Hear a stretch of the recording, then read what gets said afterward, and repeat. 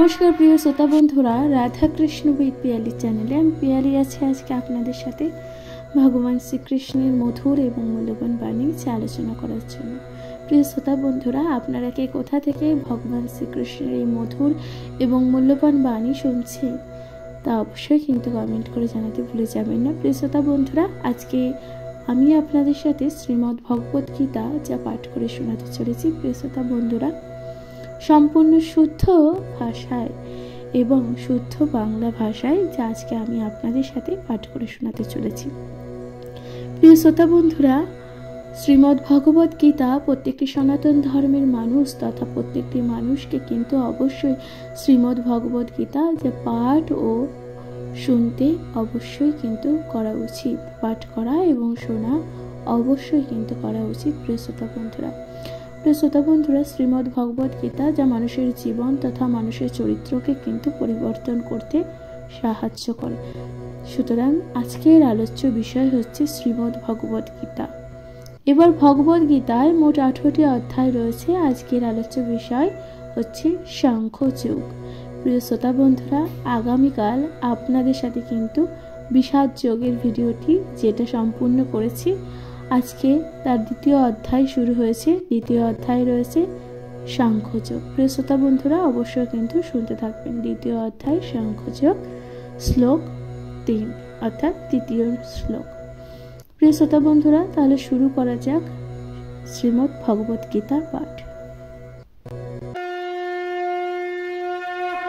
प्रिय श्रोता बंधुरा श्रीमद् भगवत गीताय सांख्ययोग अर्थात श्लोक नং तृतीय श्लोके कि बोलছে দেখুন।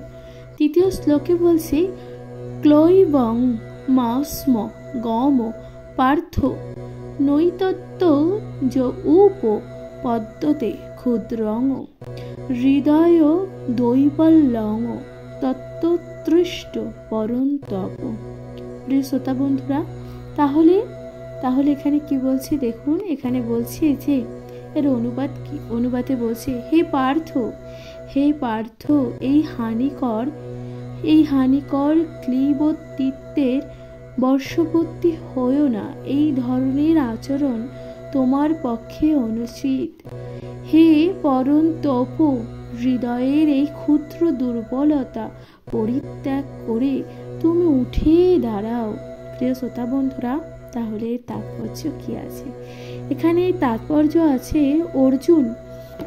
প্রিয় শ্রোতা বন্ধুরা এখানে তাৎপর্য হচ্ছে অর্জুনকে এখানে পার্থ নামে সম্বোধন করা হয়েছে, অর্থাৎ যিনি শ্রীকৃষ্ণের পিতা বসুদেবের ভগ্নী পৃথার পুত্র। অর্থাৎ শ্রীকৃষ্ণের পিতা ছিলেন বসুদেব। এবার বসুদেবের ভগ্নী ছিলেন কে? মাতা কুন্তী, তাই না? কুন্তী ছিলেন অর্জুনের মাতা, তাই না? এবার অর্জুনের যেহেতু মাতা কুন্তী ছিলেন সেহেতু শ্রীকৃষ্ণের এদিকে শ্রীকৃষ্ণের পিতা তার বোন ছিলেন কিনা কুন্তী দেবী। সুতরাং সেই কারণে তাকে পৃথার পুত্র বলা হয়েছে। তাই শ্রীকৃষ্ণের সঙ্গে অর্জুনের রক্তের সম্পর্ক রয়েছে। সুতরাং শ্রীকৃষ্ণের সাথে অর্জুনের কিন্তু রক্তের সম্পর্ক আছে। ক্ষত্রিয়ের সন্তান যদি যুদ্ধ করতে অস্বীকার করে তাহলে সে কেবল নামেই ক্ষত্রিয়। অর্থাৎ ক্ষত্রিয় সন্তান যদি যুদ্ধ করতে না চায়, কারণ ক্ষত্রিয়দের ধর্মই হচ্ছে যুদ্ধ করা, তেমনি ব্রাহ্মণের সন্তান যদি অধার্মিক হয় তখন সে কেবল নামেই ব্রাহ্মণ। যেমন ক্ষত্রিয় সন্তান যদি ক্ষত্রিয় ধর্ম পালন না করে, যুদ্ধ না করে, তাহলে সে নামেই ক্ষত্রিয়। ঠিক তেমনি ব্রাহ্মণের সন্তান হয়ে সে যদি ধর্মের পথে না যায়, অধর্মের পথে যায়, তাহলে সে নামেই ব্রাহ্মণ। এই ধরনের ব্রাহ্মণ ও ক্ষত্রিয়ের তাদের পিতার অযোগ্য সন্তান।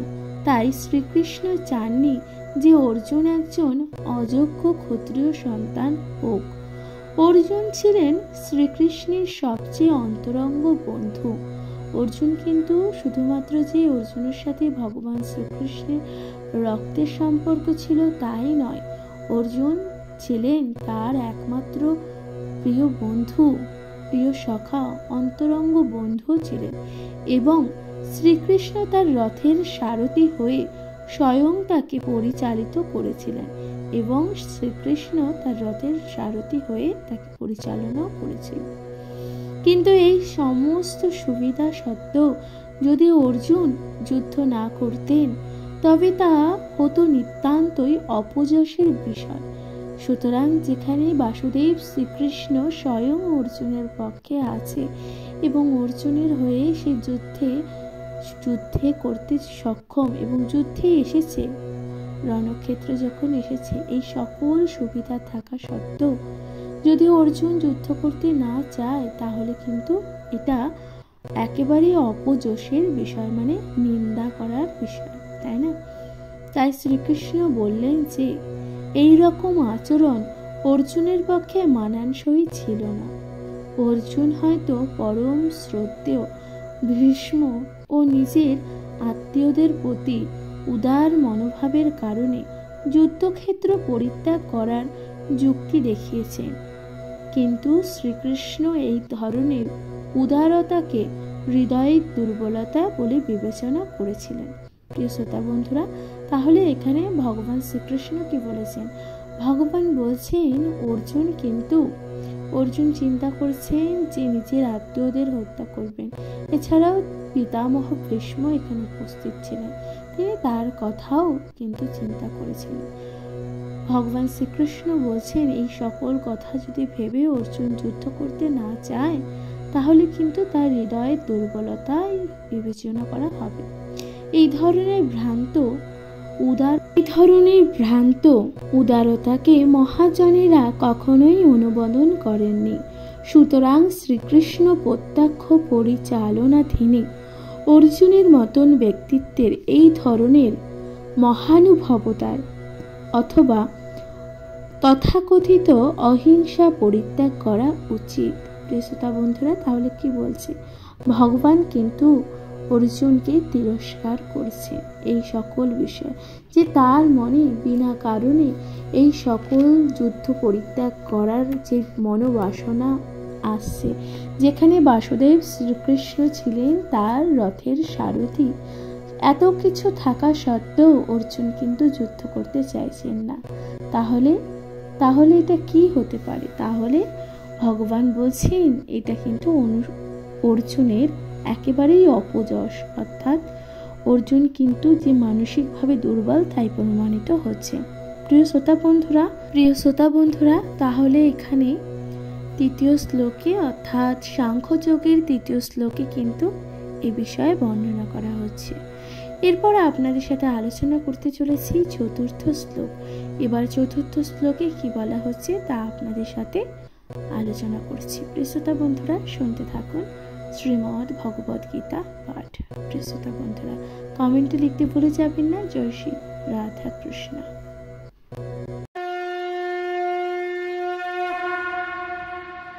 হরে কৃষ্ণ। প্রিয় শ্রোতা বন্ধুরা, তাহলে এবার শ্রীমদ্ ভগবদ গীতার সাংখ্যযোগের চতুর্থ শ্লোক যা আপনাদের সাথে বর্ণনা করছি।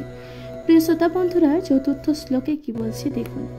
চতুর্থ শ্লোকে বলছে কথং ভীষ্ম মহং শঙ্খ দ্রোণং চ মধুসূদন ইষ্যুভি প্রতি জগৎস্বামী প্রজান বরিসুদন।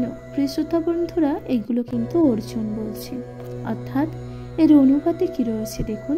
অনুপাতে বলছেন, অর্জুন বললেন, হে মধুসূদন, হে অরিসুদন, এই যুদ্ধক্ষেত্রে ভীষ্ম ও দ্রোণাচার্যের মতন পরম পূজনীয় ব্যক্তিদের কেমন করে আমি বাণের দ্বারা প্রত্যাখ্যাত করব।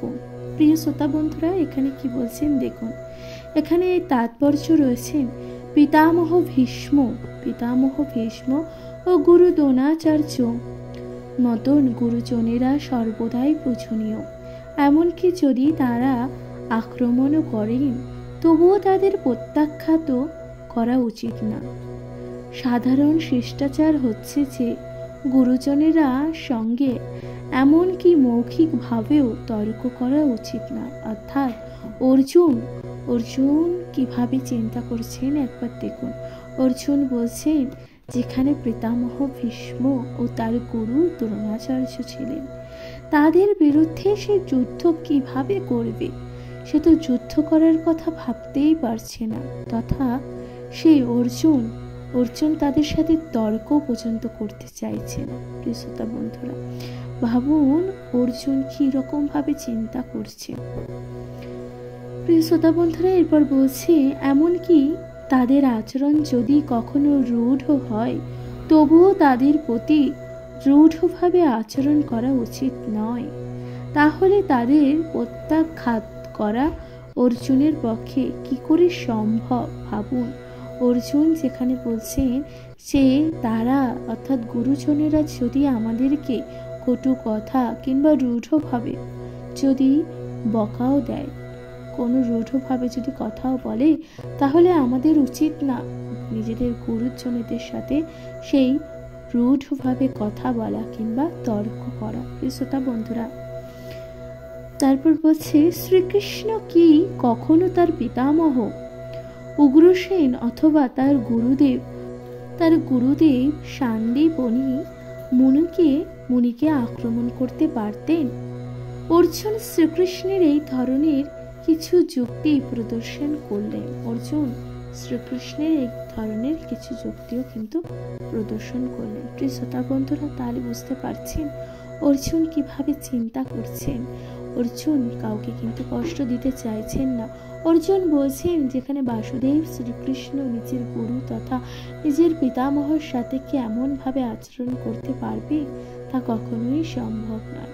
সুতরাং তাহলে আমি কিভাবে করব? অর্থাৎ অর্জুন কিভাবে তার পিতামহ এবং তার গুরু দ্রোণাচার্যের সাথে অহত যুদ্ধ করবে এবং তাদের সাথে তাদের রক্তক্ষরণ করবে।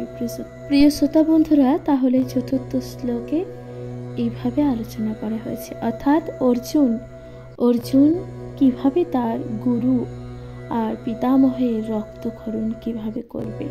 প্রিয় শ্রোতা বন্ধুরা, তাই এইভাবে বর্ণনা করা হয়েছে চতুর্থ শ্লোকে। এরপর আপনাদের সাথে আলোচনা করতে চলেছি পঞ্চম শ্লোক। আপনারা তা অতি অবশ্যই শুনতে থাকুন। প্রিয়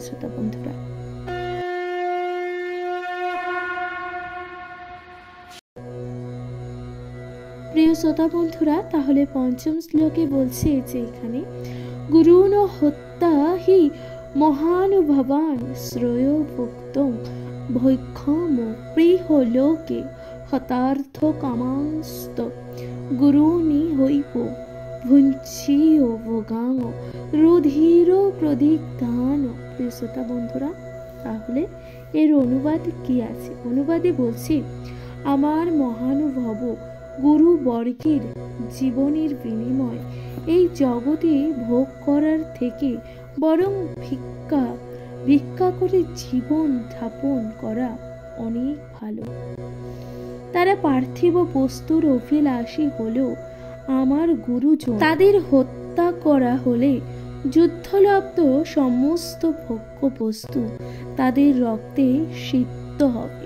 প্রিয় শ্রোতা বন্ধুরা, তাহলে এর তাৎপর্য কি রয়েছে? তাৎপর্যে রয়েছে, শাস্ত্রনীতি অনুসারে যে গুরু জঘন্য কার্যে লিপ্ত হয়েছে এবং ভালো মন্দ বিচার বোধ হারিয়ে ফেলেছে, তাকে পরিত্যাগ করা উচিত। দুর্যোধনের কাছ থেকে আর্থিক সাহায্য পেতেন বলে ভীষ্ম ও দ্রোণ তার পক্ষ অবলম্বন করতে বাধ্য হয়েছিলেন। যদিও কেবলমাত্র আর্থিক সাহায্যের বিবেচনা করে দুর্যোধনের পক্ষ যোগ দেওয়া তাদের উচিত হয়নি। অর্থাৎ কি বলছেন দেখুন, অর্জুন বলছে যে গুরু যদি অধর্ম করে, গুরু যদি অসৎ হয়, অসৎ পথে যায়, তাহলে তাকে পরিত্যাগ করা উচিত, কিন্তু তাকে হত্যা করা উচিত না। যেহেতু দ্রোণাচার্য তাদের অর্থ দিয়ে সাহায্য করেছে, অর্থাৎ গুরুজন তথা গুরু অর্থ দিয়ে সাহায্য করেছে, তাই সেই দুর্যোধনের পক্ষ নিয়েছে। এই পরিপ্রেক্ষিতে তারা আরাধ্য গুরুর পদমর্যাদা থেকে বিচ্যুত হয়েছে।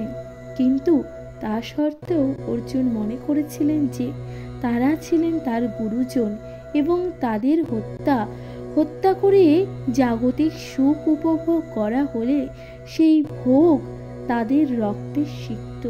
শ্রোতা বন্ধুরা, তাহলে অর্জুন ভাবছেন যে তাদের গুরুজনদের যদি অর্জুন হত্যা করে, তাহলে জাগতিক সুখ উপভোগ করলেও কিন্তু সেই উপভোগ হবে তাদের রক্তে সিক্ত। শ্রোতা বন্ধুরা, অর্জুন এইভাবে চিন্তা করছে, যা পঞ্চম শ্লোকে সুন্দর করে বর্ণনা করা হয়েছে। প্রিয় শ্রোতা বন্ধুরা, এরপর আপনাদের সাথে আলোচনা করতে চলেছি ষষ্ঠ শ্লোক।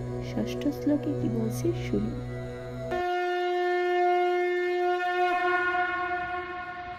প্রিয় শ্রোতা বন্ধুরা, তাহলে ষষ্ঠ শ্লোকে কি বলছে দেখুন।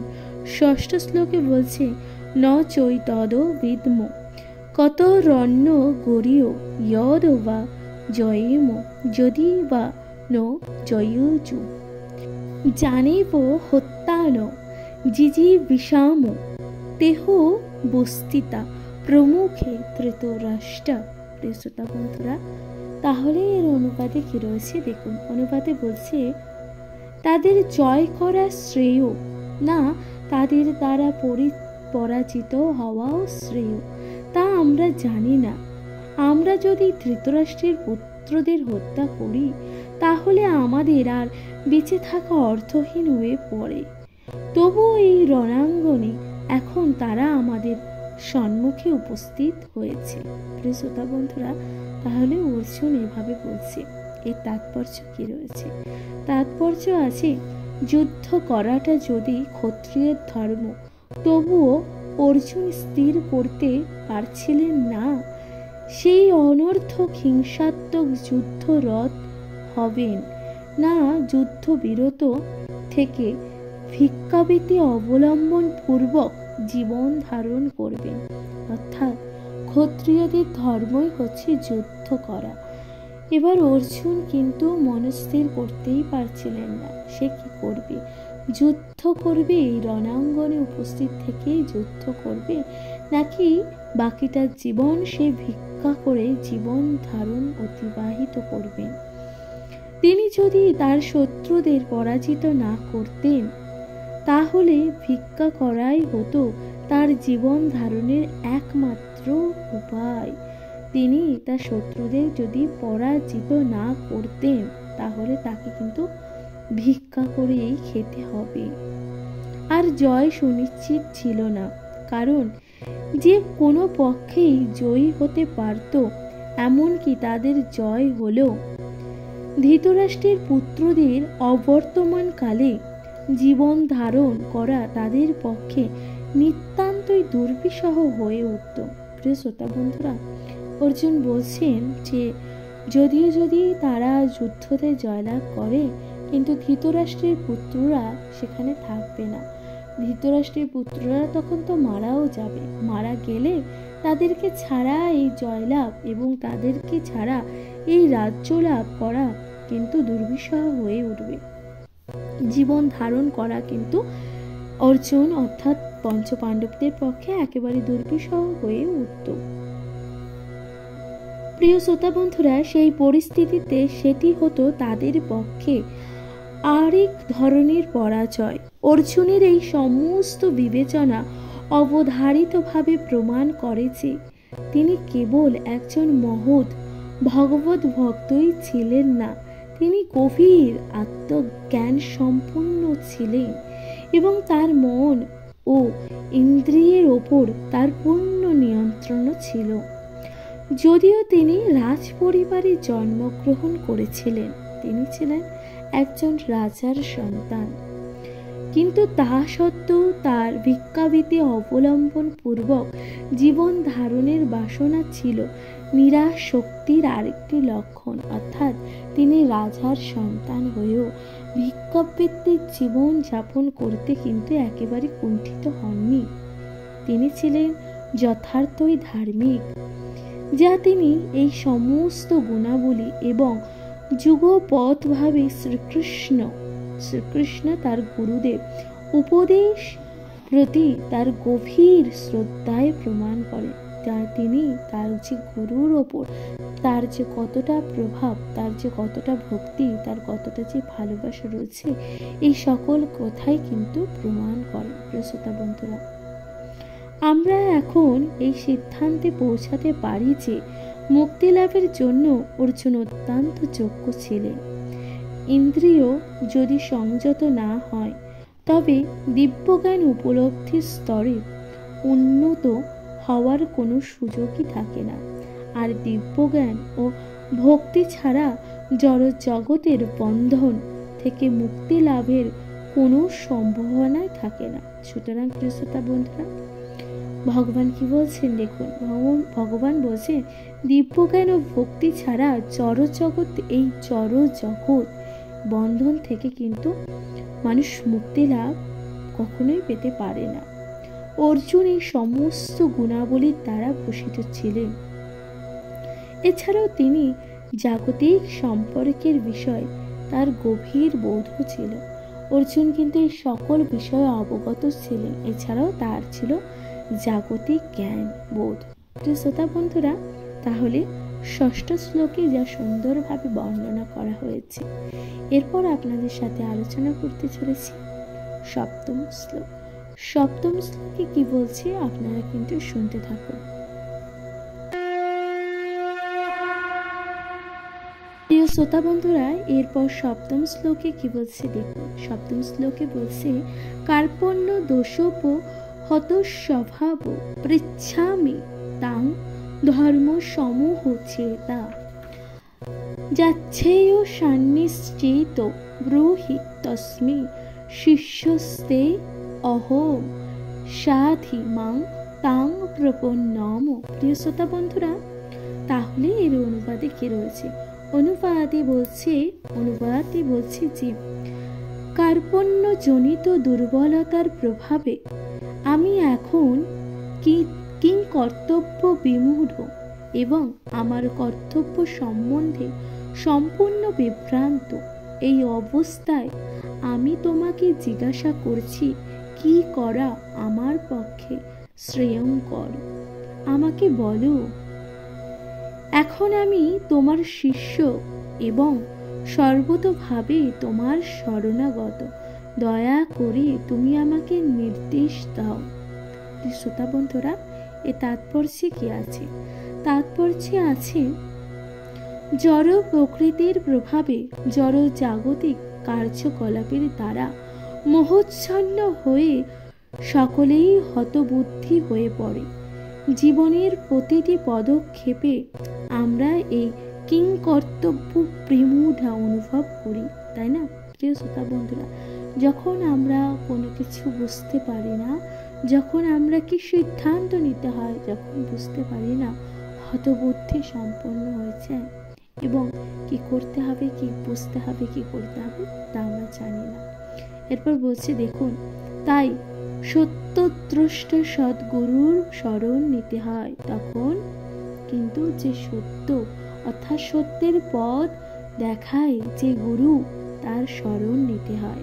বলছে এখানে, যিনি আমাদের জীবনে প্রকৃত উদ্দেশ্য সাধক করবার পথে পরিচালিত করেন, জীবনের অনাকাঙ্ক্ষিত জটিল সমস্যাগুলি থেকে পরিত্রাণ পাবার জন্য সদ্গুরুর শরণাপন্ন হবার উপদেশ এবং সমস্ত বৈদিক সাহিত্য দেওয়া হয়। এই সমস্যাগুলি ঠিক দাবানলের মতো, যা কারোর প্রচেষ্টা ব্যতিরেক আপনা থেকেই জ্বলে ওঠে। প্রিয় শ্রোতা বন্ধুরা, ঠিক তেমনি জগতের অবস্থা এমনই হয়।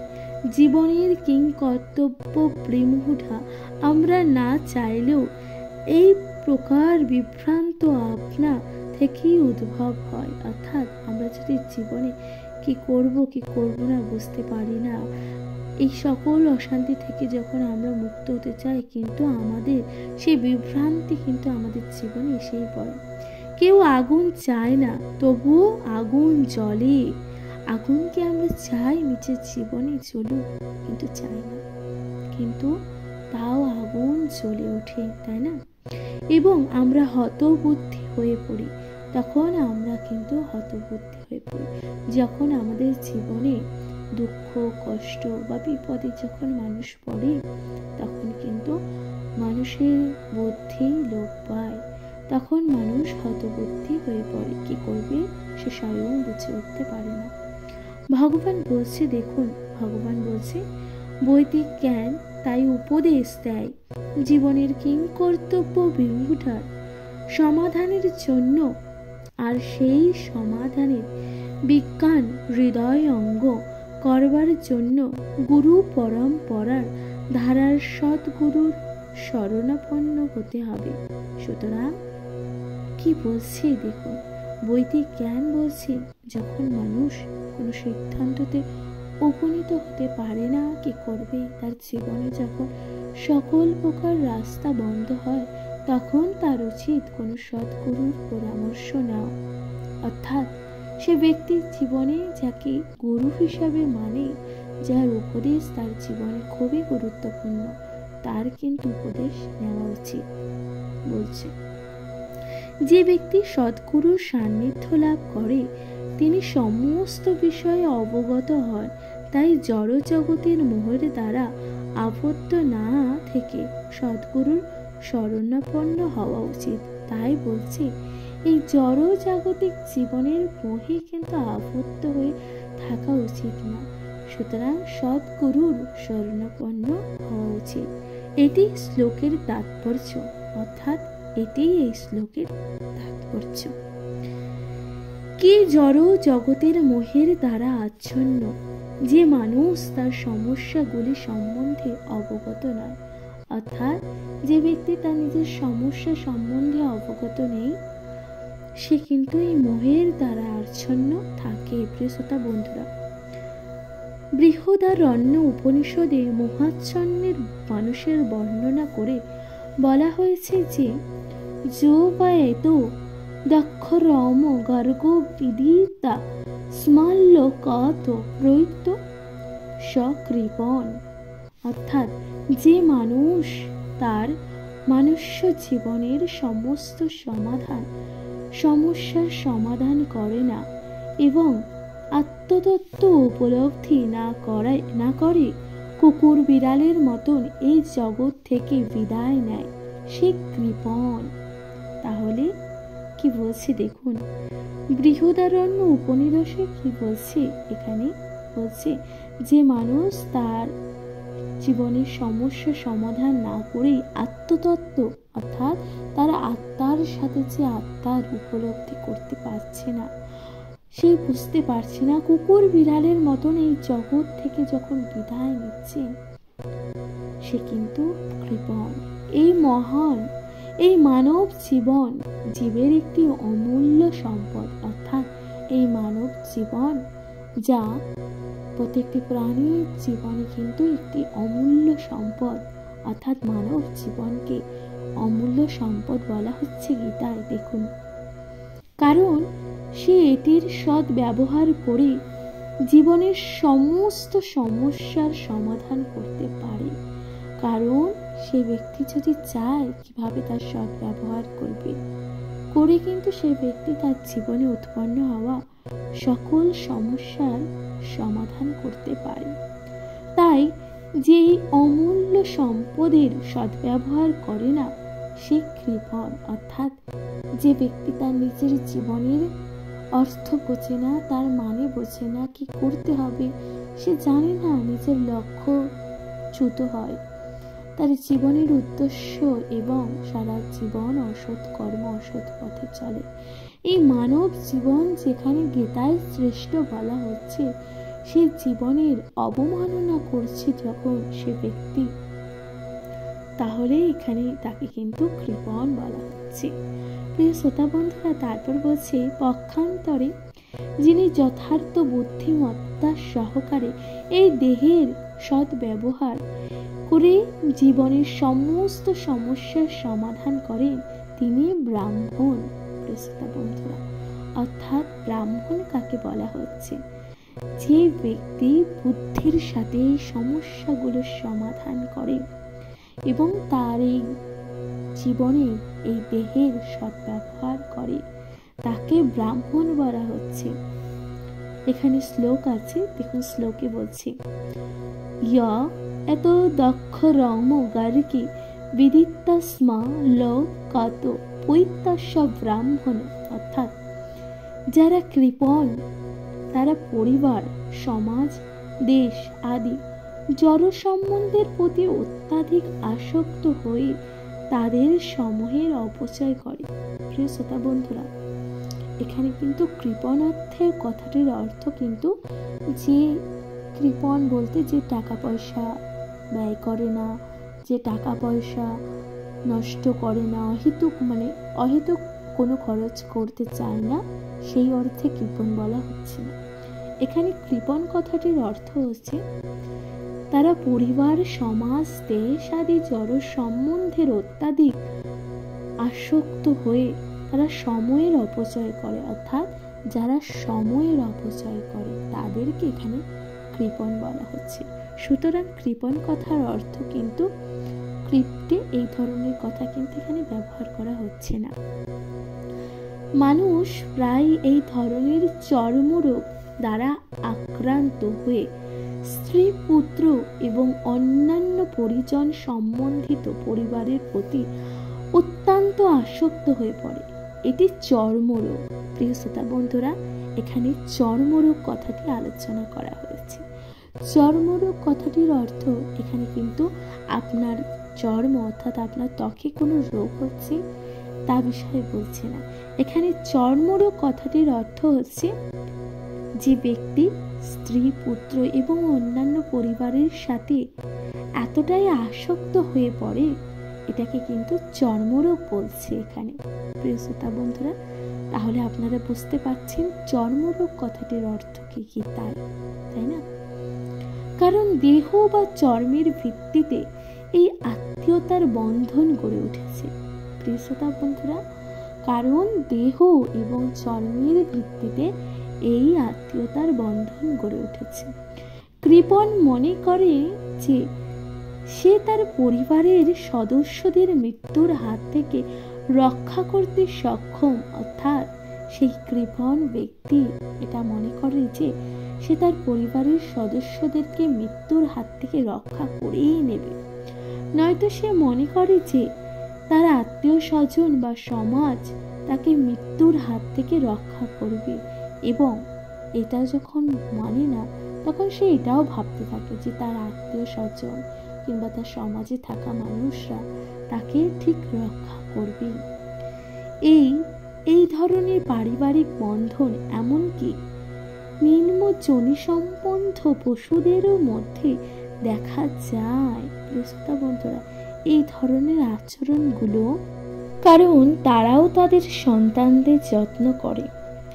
বুদ্ধিমত্তা সম্পন্ন হবার ফলে অর্জুন বুঝতে পেরেছিলেন যে আত্মীয় পরিজনদের প্রতি তার মমতা এবং তাদের মৃত্যুর হাত থেকে রক্ষা করার বাসনাই ছিল তার মোহাচ্ছন্ন হয়ে পড়ার কারণ। শ্রোতা বন্ধুরা, এরপর অর্জুন বুঝতে পারল যে তার মোহচ্ছন্ন হয়ে পড়ার কারণটি কি। তার মোহচ্ছন্ন হয়ে পড়ার যে সঠিক কারণ অর্জুন কিন্তু বুঝতে পারলেন। যদিও তিনি বুঝতে পেরেছিলেন যে তার যুদ্ধ করার কর্তব্য তাকে সম্পাদন করতে হবে, কিন্তু তবুও কৃপণতা জনিত দুর্বলতার ফলে তিনি তার সেই কর্তব্য সম্পাদন করতে পারছিলেন না। তার মনে এখনো সংশয় রয়েছে, অর্থাৎ অর্জুনের মনে এখনো কিন্তু সেই সংশয় রয়েছে। সুতরাং সেই সংশয়ের কারণে অর্জুন কিন্তু তার কর্তব্য করেই উঠতে পারছিলেন না। প্রিয় শ্রোতা বন্ধুরা, তাই তিনি পরম গুরু ভগবান শ্রীকৃষ্ণের কাছে এই সমস্যার সমাধানের উপায় প্রদর্শন করার জন্য আবেদন করলেন। প্রিয় শ্রোতা বন্ধুরা, এই সমস্যা যখন কোনোভাবেই সমাধান হচ্ছিল না, তাই তখন তিনি ভগবান শ্রীকৃষ্ণের কাছে আবেদন করলেন। তিনি ভগবান শ্রীকৃষ্ণের কাছে নিজেকে শিষ্যরূপে সমর্পণ করলেন। তিনি ভগবানের কাছে নিজেকে কিন্তু শিষ্যরূপে সমর্পণ করলেন। এরপর অর্জুন কিন্তু শ্রীকৃষ্ণকে আর তার বন্ধুরূপে সম্ভাষণ করলেন না। গুরু ও শিষ্যের মধ্যে যে কথা হয় তা অত্যন্ত গুরুত্বপূর্ণ, এবং এখন অর্জুন তাই গভীর গুরুত্বের সঙ্গে পরম গুরু শ্রীকৃষ্ণের সঙ্গে আলোচনা করতে চান। এরপর অর্জুন কিন্তু শ্রীকৃষ্ণকে আর নিজের বন্ধুরূপে দেখছেন না, তিনি তাকে গুরু রূপে দেখতে চাইছেন এবং তার কাছে শিষ্যত্ব গ্রহণ করার কথা বলছেন। তাই শ্রীকৃষ্ণ ভগবদ গীতায় তত্ত্ববিজ্ঞানী আদি গুরু এবং অর্জুন গীতার তত্ত্ব সম্বন্ধে অবগত প্রথম শিষ্য। প্রিয় শ্রোতা বন্ধুরা, তাহলে বুঝতে পারছেন অর্জুন হচ্ছে এখানে প্রথম শিষ্য এবং ভগবান শ্রীকৃষ্ণ হচ্ছেন এখানে গীতার তত্ত্ব সম্বন্ধে অবগত, অর্থাৎ তত্ত্ববিজ্ঞানের আদি গুরু। ভগবদ গীতার আদি গুরু হচ্ছেন বাসুদেব শ্রীকৃষ্ণ এবং তার শিষ্য হচ্ছেন এখানে অর্জুন। শ্রোতা বন্ধুরা, অর্জুন কিভাবে ভগবদ গীতার জ্ঞান উপলব্ধি করেছিলেন তার ব্যাখ্যা ভগবদ গীতাতেই দেওয়া হয়েছে। আর তার সম্বন্ধে গূঢ় জড় পণ্ডিতেরা ব্যাখ্যা করেছে শ্রীকৃষ্ণ নামক কোনো পুরুষের কাছে আত্মসমর্পণ করার প্রয়োজন নেই, কিন্তু শ্রীকৃষ্ণের অন্তঃস্থিত অপ্রকাশিত তত্ত্বকে উপলব্ধি করতে হবে। প্রিয় শ্রোতা বন্ধুরা, তাহলে বুঝতে পারছেন শ্রীকৃষ্ণের কাছে কিন্তু কোনো কিছু লুকানোর কিছু নেই। শ্রীকৃষ্ণের অন্তর আর বাইরের মধ্যে কোনো প্রভেদ নেই, অর্থাৎ বাসুদেব শ্রীকৃষ্ণের অন্তর এবং মন এবং তার বাইরের শরীর, তার পক্ষে কিন্তু কোনো প্রভেদ নেই। আর এই জ্ঞান যার নেই সেই মহামূর্খের পক্ষে গীতার মর্ম উপলব্ধি করা কখনোই সম্ভব নয়। প্রিয় শ্রোতা বন্ধুরা, আর এই জ্ঞান যার মধ্যে নেই সে ব্যক্তি কখনোই গীতার মর্ম উপলব্ধি কখনোই করে উঠতে পারবে না। প্রিয় শ্রোতা বন্ধুরা, গীতায় যা সুন্দরভাবে বর্ণনা করা আছে, গীতায় কিভাবে বলা হচ্ছে যে দেখুন সপ্তম শ্লোকে বলা হয়েছে যে কত সুন্দরভাবে বলা হয়েছে সপ্তম শ্লোকে যে একজন বন্ধু কিভাবে শিষ্যতে রূপান্তরিত হলো, আর এই শিষ্যকে যে গুরু যেই জ্ঞান দিয়েছেন তাই ভগবদ গীতায় সুন্দরভাবে বর্ণনা করা আছে। প্রিয় শ্রোতা বন্ধুরা, সুতরাং এই ভগবদ গীতার প্রথম গুরু আদি গুরু হচ্ছেন বাসুদেব শ্রীকৃষ্ণ এবং প্রথম শিষ্য অর্জুন। প্রিয় শ্রোতা বন্ধুরা, গীতায় তা সুন্দর করে কিন্তু বর্ণিত রয়েছে। প্রিয় শ্রোতা বন্ধুরা, তাহলে দেখছেন যে ভগবান কিভাবে কৃপণ কথাটা, কিভাবে চর্মরোগ এই কথাগুলো উল্লেখ করেছেন যা গীতায় লেখা রয়েছে। প্রিয় শ্রোতা বন্ধুরা, চর্মরোগ কথাটি তাহলে কি বুঝলেন? চর্মরোগ কথাটি কিন্তু চর্মে কোনো প্রকার রোগকে বোঝাচ্ছে না। এখানে যে মানুষ তার স্ত্রী, পুত্র, সন্তানের সাথে এবং আত্মীয়দের সাথে এমনভাবে ত্বকের সাথে যে স্পর্শ, তাদের সাথে যে নিবিড় যোগ, সেটাকেই চর্মরোগ কথাটি বলছে। প্রিয় শ্রোতা বন্ধুরা, শ্রীমদ্ ভগবদ গীতা যা আমি আপনাদের সাথে পাঠ করছি এবং আপনাদের কেমন লাগছে এই শ্রীমদ্ ভগবদ গীতা, আপনাদের গুরুত্বপূর্ণ মতামত দেবেন, কমেন্ট করতে জানাবেন না। প্রিয় শ্রোতা বন্ধুরা, আপনারা কি কোথা থেকে শ্রীমদ্ ভগবদ গীতা পাঠ শুনছেন? প্রিয় শ্রোতা বন্ধুরা, আপনাদের প্রিয়জন তথা আপনাদের কাছের মানুষ এবং আত্মীয় তথা নিজেদের পরিবারের সাথে শ্রীমদ্ ভগবদ গীতা পাঠ শুনতে থাকুন, যা মানুষের জীবনে তথা আত্মাকে কিন্তু শুদ্ধ করে। প্রিয় শ্রোতা বন্ধুরা, শ্রীমদ্ ভগবদ গীতা যা মানুষের জীবনকে নতুনভাবে তুলে ধরতে সাহায্য করে এবং মানুষের জীবনকে কিন্তু পরিবর্তন করে। শ্রীমদ্ ভগবদ গীতা, আপনারা শ্রীমদ্ ভগবদ গীতা শুনতে থাকুন নিজের পরিবার, প্রিয়জন, কাছের মানুষের সাথে।